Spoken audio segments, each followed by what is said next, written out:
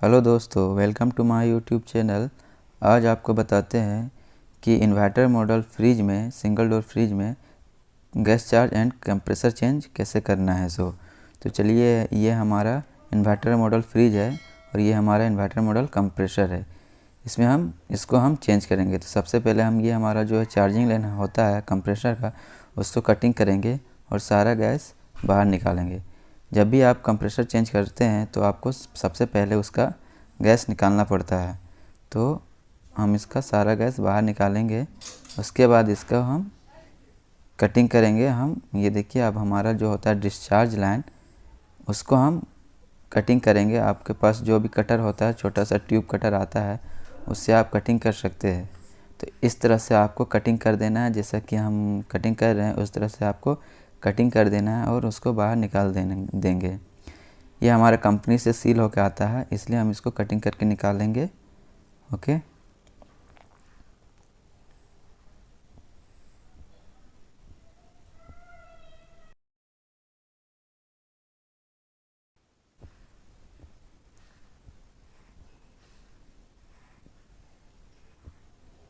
ये हमारा कटिंग हो गया है। अब हम जो है सेक्शन लाइन को कटिंग करेंगे, जो हमारा चैम्बर से आता है।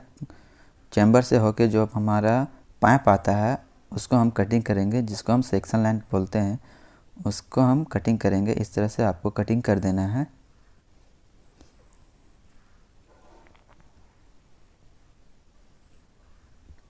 ये हमारा कटिंग हो गया। अब हम कंप्रेसर को यहाँ से रिमूव करेंगे, हटाएंगे।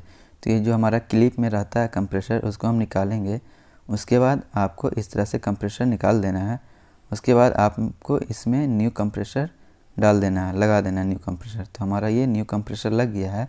अब इसके जो लेग में होता है, उसमें हम क्लिप को लगा देंगे। इस तरह से क्लिप को लगा देंगे। आपको इस तरह से क्लिप लगा देना है।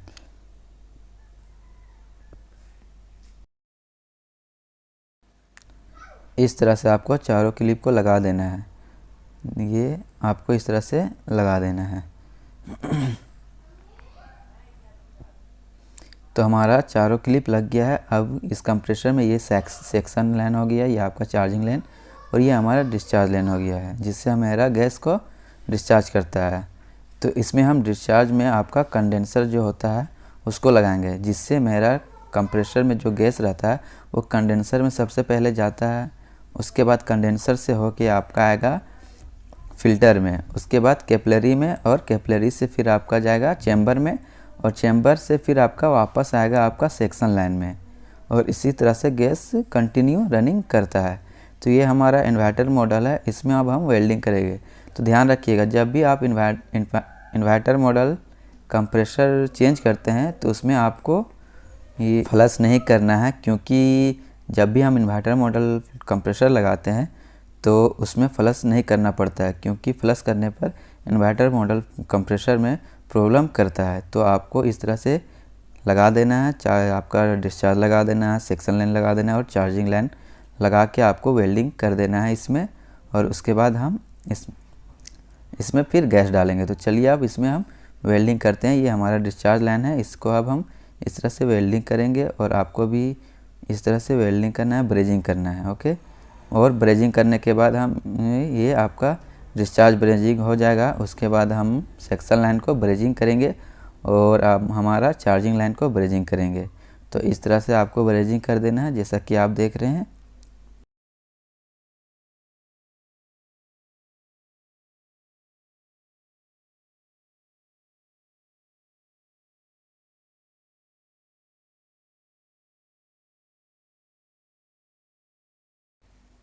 हमारा डिस्चार्ज ब्रेजिंग हो गया। अब हम सेक्शन लाइन को ब्रेजिंग करेंगे।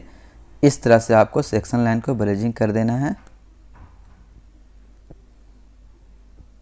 और हमारा चार्जिंग लाइन भी ब्रेजिंग हो गया, जैसा कि आप देख रहे हैं चार्जिंग लाइन भी ब्रेजिंग हो गया है। तो हम सेक्शन लाइन को ब्रेजिंग कर रहे हैं। इसको ब्रेजिंग करने के बाद हम इसको थोड़ा ठंडा होने के लिए छोड़ देंगे। ये हमारा ब्रेजिंग हो गया है। इसको ब्रेजिंग करने के बाद हम ठंडा होने के लिए इसको छोड़ देंगे। उसके बाद आप इसमें नाइट्रोजन फ्लश कर सकते हैं। ध्यान रखना है आपको कि जब भी इन्वर्टर मॉडल कंप्रेसर लगाइएगा तो उसमें आपको नाइट्रोजन फ्लश करना पड़ता है।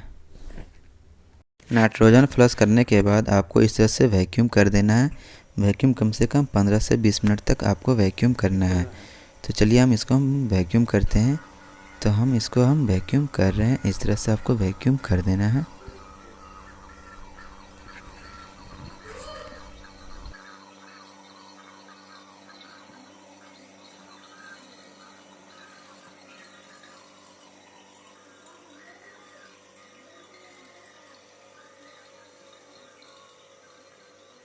और ये हमारा वैक्यूम हो गया है। अब इसमें हम गैस रिफ़िल करेंगे।